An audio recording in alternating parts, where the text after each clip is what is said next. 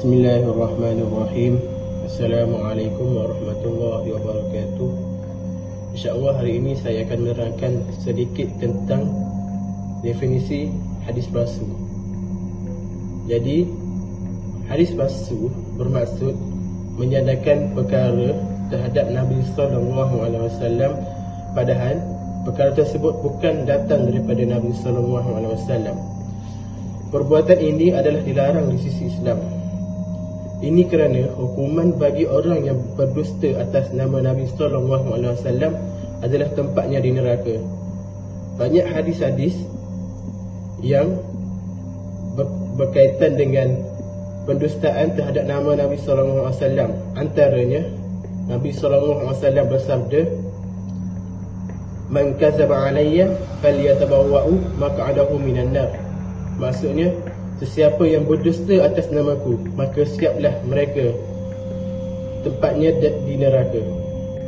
Seterusnya, saya akan menerangkan tentang sejarah pemalsuan terhadap hadis Nabi SAW.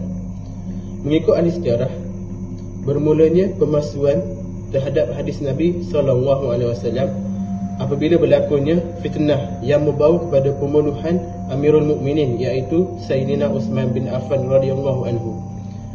Ini kerana pada waktu itu telah masuk golongan al-ahwa, iaitu golongan yang mengikut hawa nafsu, yang menyebabkan perpecahan dan perselisihan faham yang membawa kepada pendustaan terhadap hadis Nabi SAW. Dan mereka hadis tersebut untuk menepati tuntutan hawa nafsu mereka. Assalamualaikum warahmatullahi ta'ala wabarakatuh. Nama saya Muhammad Faris bin Matajuddin. Di sini saya ingin menerangkan dua perkara, iaitu hukum dan faktor kepada penyebaran hadis palsu. Okey, pertama kita bercakap tentang hukum. Hukum penyebaran hadis palsu ini ada dua, iaitu haram dan tidak haram. Perkara ini haram kepada mereka yang menyebarkan hadis palsu walhal mereka tahu hadis tersebut adalah hadis palsu. Okey, yang kedua pula, hukumnya tidak haram kepada mereka yang menyebarkan hadis palsu tetapi mereka tidak mengetahui hadis yang mereka sebarkan tersebut adalah palsu. Okey, perkara ini bersandarkan kepada hadis Rasulullah SAW yang bermaksud, sesiapa yang menyebut hadis daripadaku sedangkan dia menyangka itu adalah dusta, maka dia termasuk salah seorang pendusta.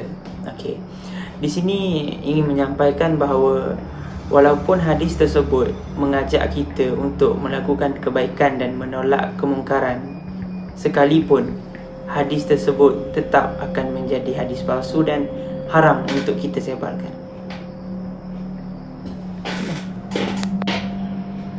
Okey, seterusnya faktor kedua ialah untuk merosakkan agama Islam dan membuat umat Islam ragu-ragu dengan ajarannya. Faktor ketiga ialah sikap obses dan taksub kepada kabilah, kaum, bahasa dan sebagainya.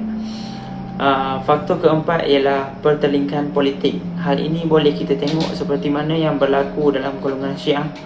Mereka terlalu mengagungkan golongan Ahlul Bait dan mereka sanggup menghina dan mencerca sahabat seperti Abu Bakar As-Siddiq, Umar Al-Khattab dan sebagainya. Faktor kelima adalah demi mengauk keuntungan dan mendapatkan harta benda. Sekian, itu saja. Terima kasih. Assalamualaikum warahmatullahi wabarakatuh. Hadis kebersihan separuh daripada iman, yakni hadis At-Taharu Syatrul Minal Iman, adalah salah satu hadis sahih daripada Rasulullah SAW. Namun, di sebalik kesahihan hadis ini, terdapat hadis yang maknanya sama tetapi ia merupakan hadis palsu. Baik, untuk mengetahui lebih lanjut, marilah kita memahami pengertian hadis ini terlebih dahulu. Hadis ini merujuk betapa pentingnya penjagaan kebersihan bagi umat Islam. Ia sememangnya telah menjadi kewajipan bagi umat Islam untuk kekal bersih dan suci. Kerana untuk melakukan ibadat, terutamanya solat, kita hendaklah memastikan diri kita suci terlebih dahulu, agar ibadat yang kita lakukan sah dan diterima Allah Subhanahu Wa Taala. Terdapat pelbagai hadis sahih dan dalil yang memerihalkan soal kebersihan. Namun, terdapat juga hadis yang bukan daripada ungkapan Rasulullah SAW. Sebagai contoh, hadis yang diriwayatkan oleh At-Tabrani yakni an-nusfatu tad'u ila iman, yang maksudnya kebersihan membawa kepada keimanan. Hadis ini mempunyai makna yang benar. Namun, hadis ini telah dibuktikan sangat lemah berdasarkan 4 ulama seperti berikut. Melalui keempat-empat pendapat tersebut, jelaslah ia merupakan hadis yang sangat lemah. Adapun hadis yang serupa dengan hadis ini yang juga dikatakan palsu, yakni an-nusfatu minal iman, dengan maksud kebersihan separuh daripada iman. Berdasarkan Syekh Sulaiman bin Nasir Al-Ulwan, di mana beliau mengatakan dalam kitab hadisnya, hadis kebersihan bahagian daripada iman ini tidak ada asalnya, batil dan palsu, namun maknanya benar. Oleh itu, perkataan ini sama sekali tidak boleh disandarkan kepada Rasulullah SAW, meskipun hadis ini mempunyai maksud yang benar. Tambah pula, terdapat dalil dan hadis lain yang sahih membicarakan soal kebersihan. Antaranya yang saya sebut awal tadi, yakni at-taharu syatrun minal iman, dan juga hadis seperti berikut, iaitu taharu afnataha fa innal yahuda la tutaharu afnataha, yang maksudnya membersihkanlah halaman rumah kalian kerana orang-orang Yahudi tidak suka membersihkan halaman rumah mereka. Hadis riwayat At-Tabrani. Oleh itu, hadis yang mengatakan bahawa kebersihan adalah sebahagian daripada iman adalah hadis yang lemah, meskipun maknanya benar. Di samping itu, ada ungkapan yang sama dengannya dan merupakan hadis yang sahih yang telah disandarkan oleh Rasulullah, iaitu bersuci itu sebahagian daripada iman. Kebersihan amatlah penting kepada umat Islam supaya dapat menjalankan ibadah dengan sempurna dan khusyuk. Oleh itu, kita janganlah mudah terpercaya dengan hanya kata-kata yang berusulkan agama sahaja dan tidak tahu sama ada kata-kata tersebut adalah sahih ataupun tidak. Assalamualaikum warahmatullahi wabarakatuh. Nama saya Sufian Hidi bin Masyafi, nombor matrik S56228. Anak zina dan seluruh keturunannya tidak akan masuk syurga. Maksud hadis, kes anak zina semakin berleluasa dan juga telah menjadi perbualan hangat di kalangan netizen. Ramai yang beranggapan bahawa anak zina ini mempunyai akhlak bermasalah. Ada satu statement yang mengatakan anak zina tidak akan masuk syurga. Kita tak dapat nak pastikan bahawa statement ini sahih ataupun tidak. Riwayat Abdullah bin Am bin Al-As, Nabi SAW pernah bersabda, tak masuk syurgalah anak yang derhaka kepada ibu bapanya, penagih arak, orang yang suka mengungkit kebaikan dan juga anak zina. Ibnu Hibban telah mensahihkan hadis ini biarpun terdapat banyak persanggahan.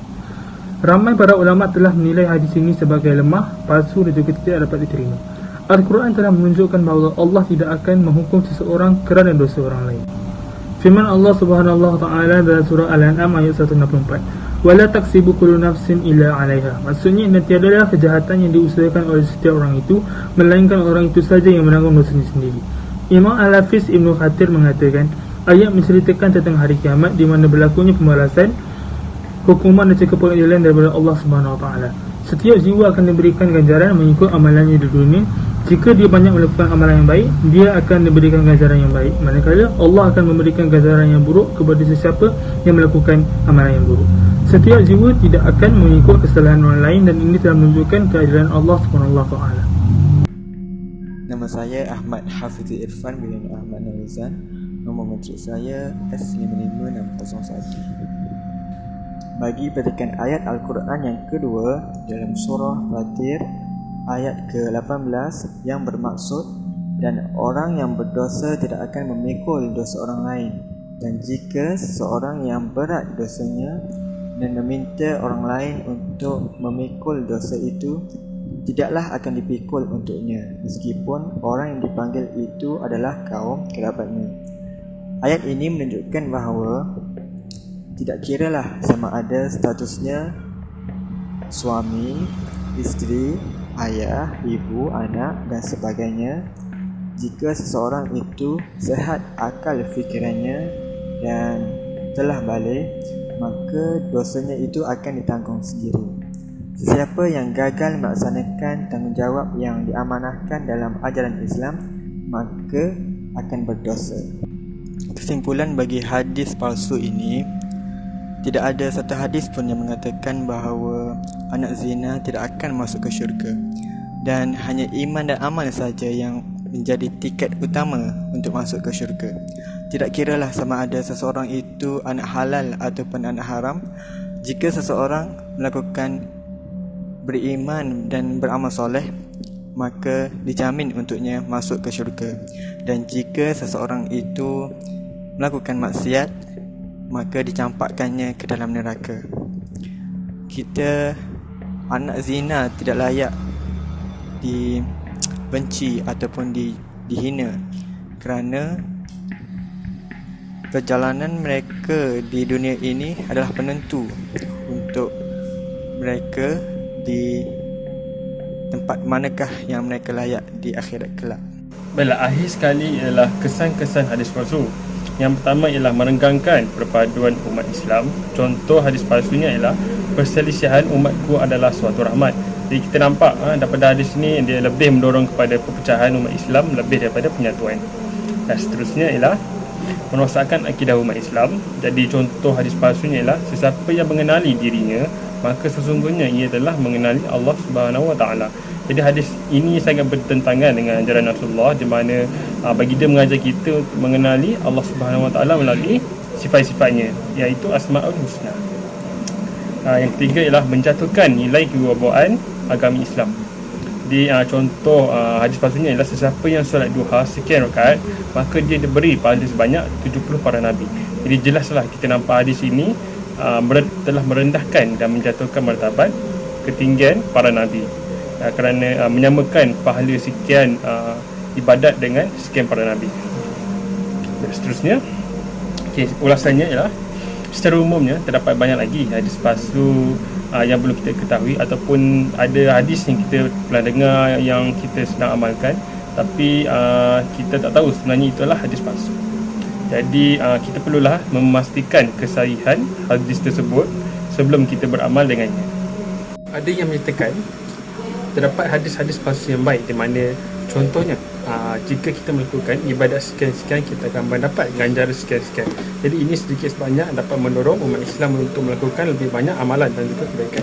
Tapi kita juga harus ingat, dengan adanya hadis palsu, umat Islam lebih terdorong untuk melakukan dan beramal dengan hadis palsu lebih lagi daripada hadis-hadis sahih daripada Nabi Muhammad SAW. Jadi ini sedikit sebanyak dapat memberi impak yang besar kepada keimanan, ketakwaan dan juga keyakinan kepada diri umat Islam. Jadi kita juga harus sedar, ini juga adalah salah satu agenda di mana musuh-musuh Islam cuba untuk menyesatkan umat Islam itu sendiri. Jadi kesimpulannya, semua golongan masyarakat haruslah dan juga sensitif dengan isu hadis palsu. Ini kerana kita bimbang dengan sikap indah tak indah ini akan menyebabkan orang-orang lain akan menjadi ejen kepada penyebar hadis palsu ini, secara sedar ataupun tidak sedar. Jadi setiap hadis yang kita dengar, yang kita amal, kita haruslah teliti dan juga halusi sumber di mana hadis itu, supaya dapat mengelakkan diri kita daripada tergolong dalam kumpulan yang dijamin tempatnya di neraka.